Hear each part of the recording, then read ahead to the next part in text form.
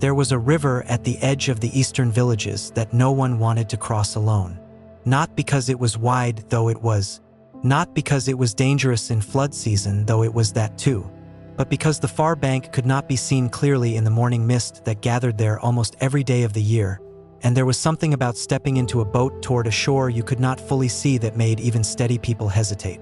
The ferryman had been crossing it for 20 years.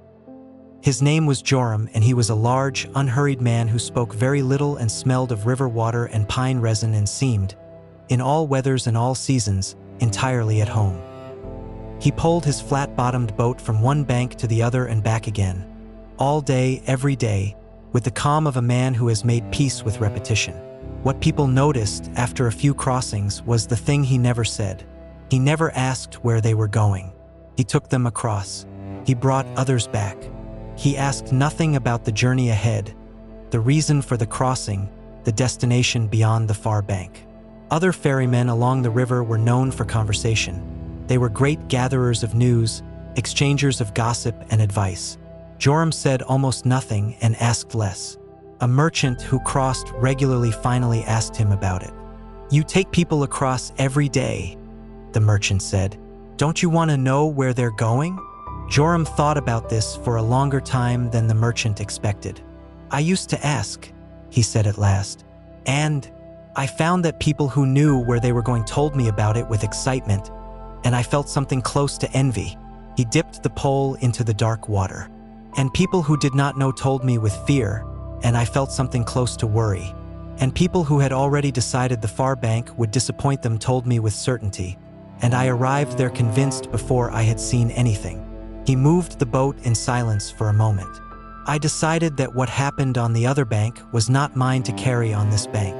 He looked ahead into the mist. "My work is the crossing, just the crossing, to take each person from where they are to where they have decided to go, and to get them there safely, and to do it with enough steadiness that the river itself does not frighten them." The merchant considered this. He was a man who made his living knowing everything about every route in the region. Every road, every shortcut, every place where the path ahead narrowed or opened. He had spent his whole life asking where, and he had built something real and substantial from knowing. And yet, there was something in the ferryman's answer that he returned to in the months that followed. A particular quality of presence he had felt on those crossings that he had never felt on the road. A sense that the man at the pole was entirely committed to this, to now, to the water underfoot and the passenger behind him, and was not already somewhere else in his mind. He had met many skilled men, but Joram, he thought, was one of very few truly undivided ones. He crossed the river many more times over the years. He always sat quietly on those crossings. He let the questions go. And the far bank, when it came out of the mist, was always exactly what it was. No better and no worse than he had prepared himself for. Just the shore, just the moment of arriving, just the reality of the thing itself, uncolored by anticipation. It was each time enough.